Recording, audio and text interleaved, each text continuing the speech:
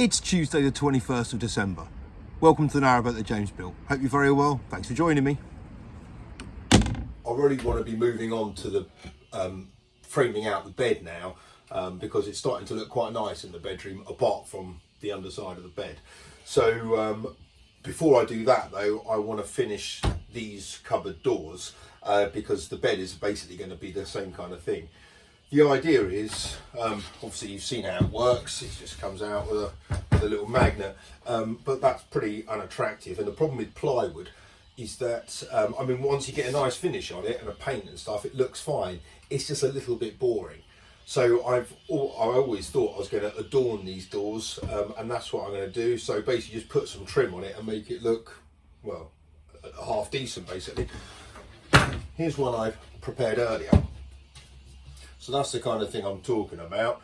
I've got some half dowel and then mitre it and then put the wax on it, and so the pine against that kind of works quite nicely, and it works pretty nicely when you kind of put it in situ. So yeah, that's the plan. I'll show you how I go about it.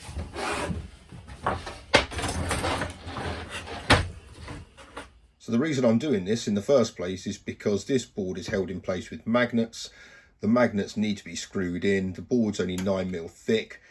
The shortest screws you can get, which actually work, are about 12mm. So it's always going to protrude through, which it has done there. You can see those little bits coming through. If I was to glue it on or something, the nails would just, the magnets would just pull them apart. So it needs to be screwed in. So this was always going to be the case. I could file them down and sand over, but then I'm still left with a fairly unattractive, boring bit of painted ply board. So this is why I am going on to decorate it. Right, so in an ideal world, you'd have a chop saw or a mitre saw where you get the angle on this. I'm not going to paint it. I'm going to keep it natural coloured. Actually, I'm going to bring out the colours in the grain using the wax. So these have to be pretty decent mitre cuts.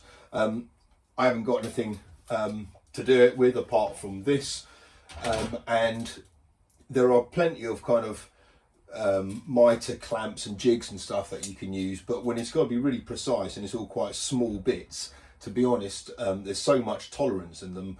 I end up kind of, well, I never seem to get it right. So the way I'm doing it is I use a set square. I use the 45-degree angle on the square to cut against. So first things first, the idea of this is obviously to cover up where these are, where these screws protrude. Top and bottom, they're both the same. So first off, I need to find the centre mark. This piece here's already got the mitre on it, so I can use that.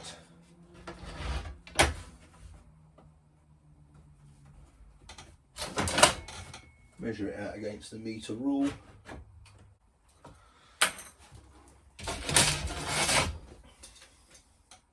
Then using the square, that's the only thing I can never kind of get right first time, is what way the square's orientated, but a bit of mucking around, I get it there eventually. Right, goes the other way. Right, like that.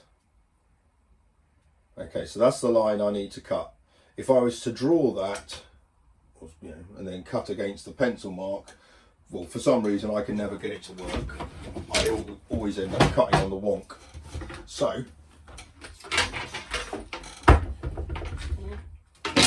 leave my tea alone. The way I do it is to cut against the square.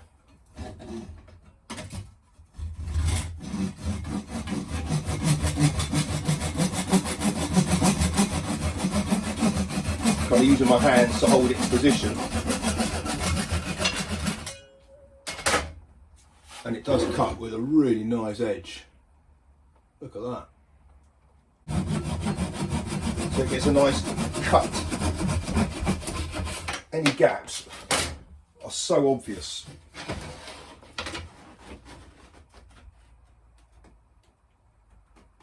Yeah, that's all right.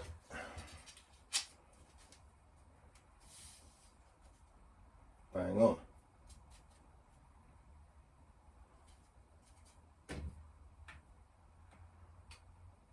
know you've got them both right, when you put them up together, it forms the perfect circle.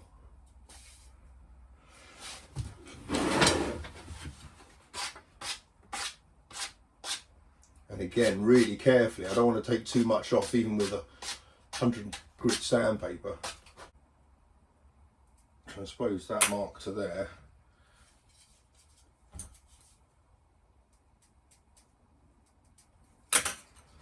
Then I know that's in the middle.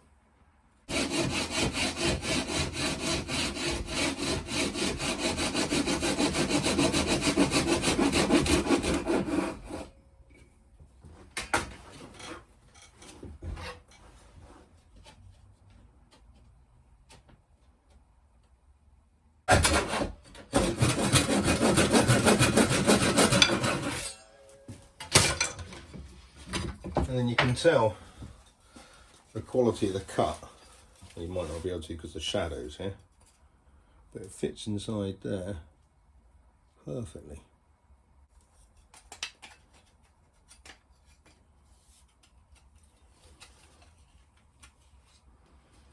It should be able to go in perfectly without any gap, no light coming through at all. Then you know you've got it right.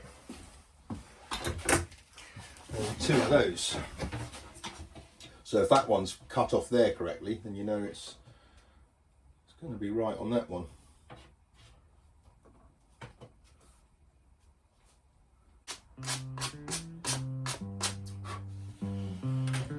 Right, that's the 4 bits done. Now I need to wax them all.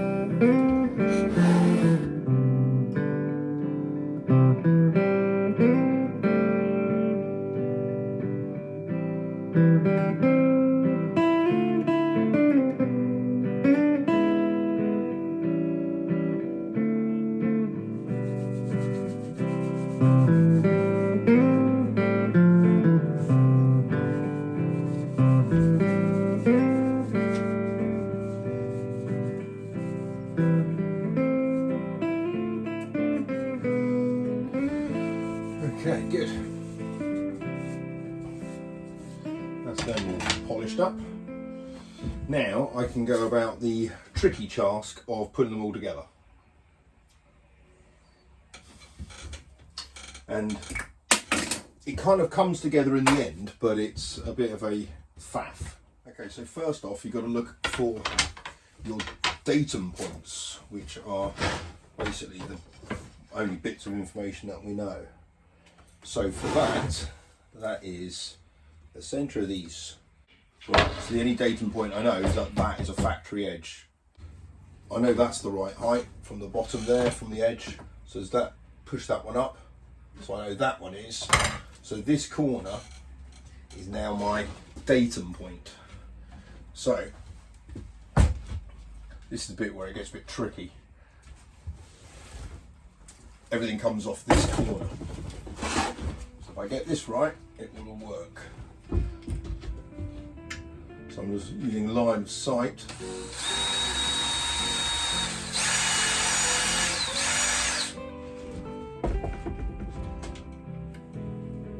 And then going in with a 16mm screw.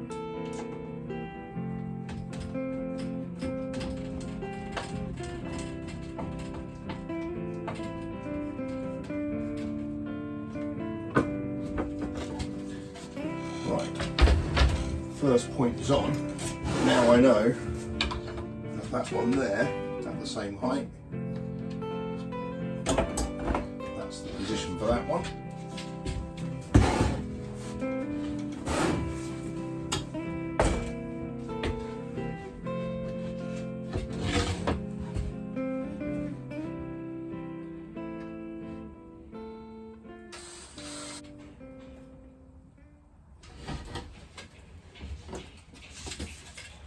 Right, first piece is in. So next piece, again I can only use this one as the datum point. So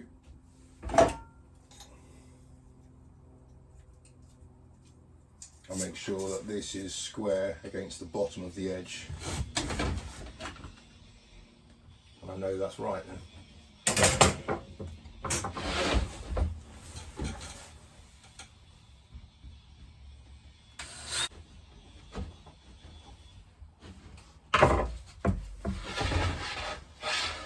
So I can't do it from the top because that edge isn't perfectly square. So again, now that's in, line it up.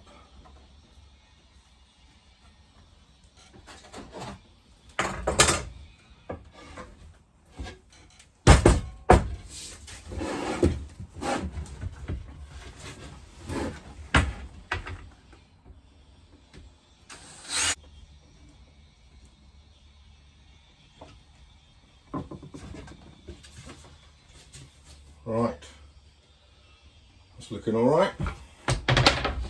So the next one I've got to use is this one here, because this is again the only data point I have. Using the square of that.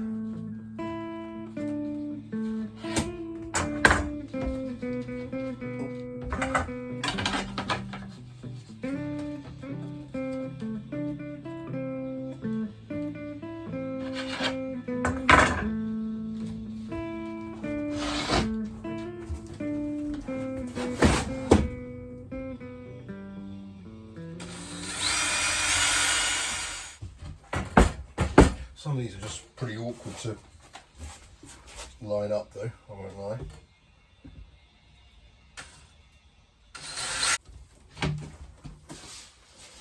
Okay, that's that one in. And now this one, if it's all right, should fit in kind of put. There we go. So we know it's correct.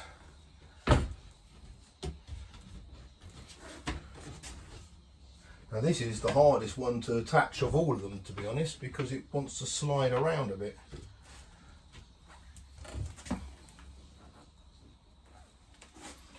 So I'm about there. I think that's about right.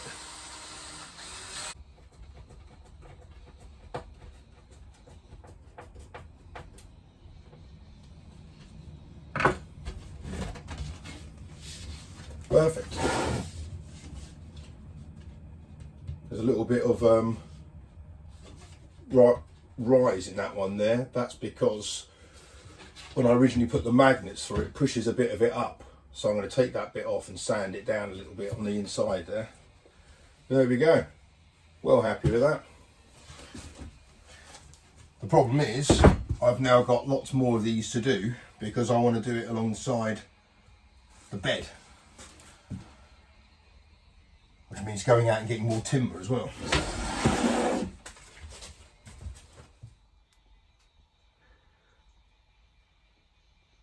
I'm well happy with how they've come out. That looks kind of better than I thought it was going to. Which does lead me to think that I'm doing the right thing if I was to do the same design on this side here, and maybe even including this one here, and have 4 of those. Oh look, the mutt's nuts. So I'm in Wix getting some more panel, and I'm just trying to select a flat bit. They store them standing upright, which is really annoying because they're all bloody bent.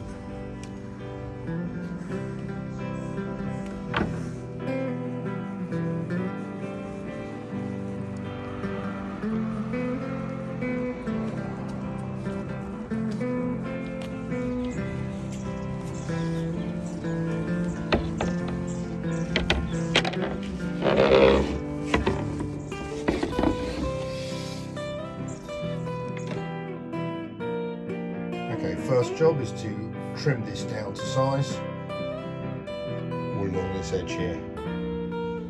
Using a handsaw. Fun.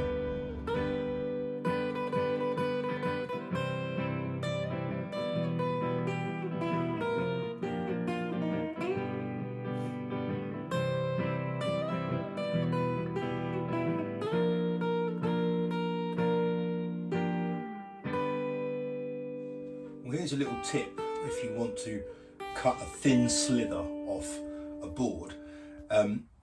If you angle the saw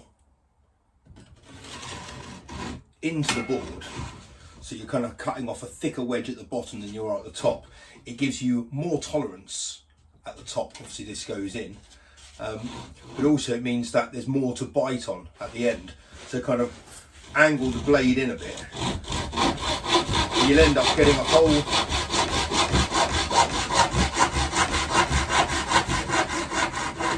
on the angle. It means you can cut a whole strip, thin strip, without it breaking all the way through.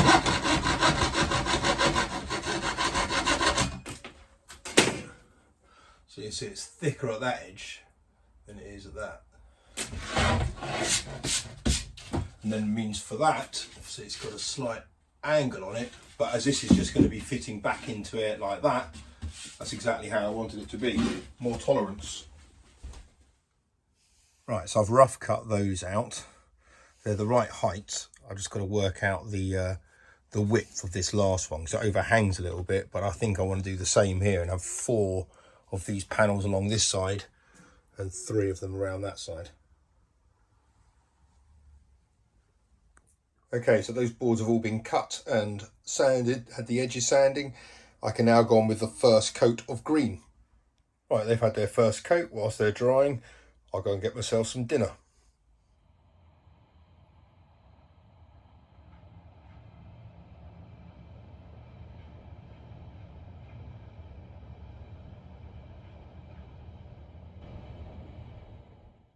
Right, so that's what it's looking like at the moment. These have all been painted and they've had their magnets put on, so they're all kind of in work. The only thing is, I obviously need to I need to finish them. I need to make them look like that. But I think overall, and then I'll put the wax on that pine bar over there. I think that will start to look really good.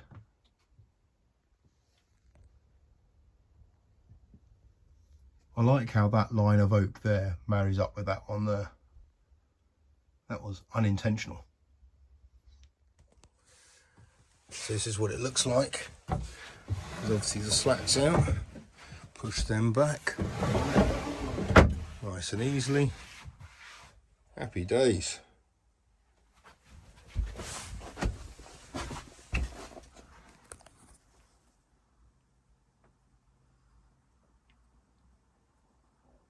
Fantastic.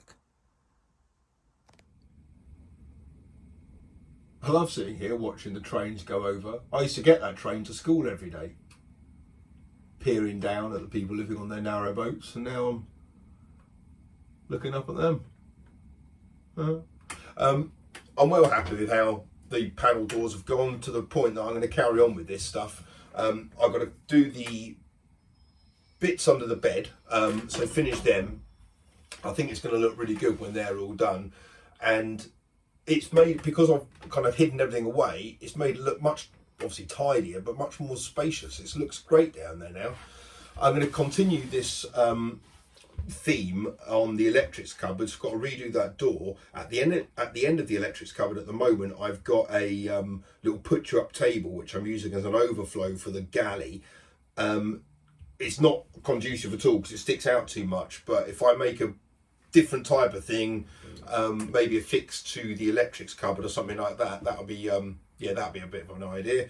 So I'm going to continue with that, and then I want to build one down here to house the TV and a few odds and sods in the dinette area. So, but now I know I can make panel doors and make them look half decent, then I'm gonna, yeah, certainly make some more of them. I think I need some cupboards higher up in the bedroom, no, not the bedroom, in the bathroom. I need some kind of wall mounted cupboards, something like that. So anyway, oh, there's another train. What else? Oh, now today's a really big day. Today is the winter equinox, so 21st of December. It is the shortest day of the year, and for us boaters that rely on the sun to give us all of our electric, this is a brilliant day, because at 3:15 today, my Victron charger decided it was night time. and turned itself off. So longer days are going to be, yeah, very, very welcome indeed. There's bags of time for Christmas shopping still, but one thing I don't have much time for is my slow gin. I need to get that decanted, which is something I've got to do tomorrow, because a bottle of that I think is going to feature as a gift for somebody. So that'll be my plan tomorrow, but really going to crack on with more of this stuff, more of the cupboards and the doors and this, that and the other. Look after yourselves. See you tomorrow. Bye bye.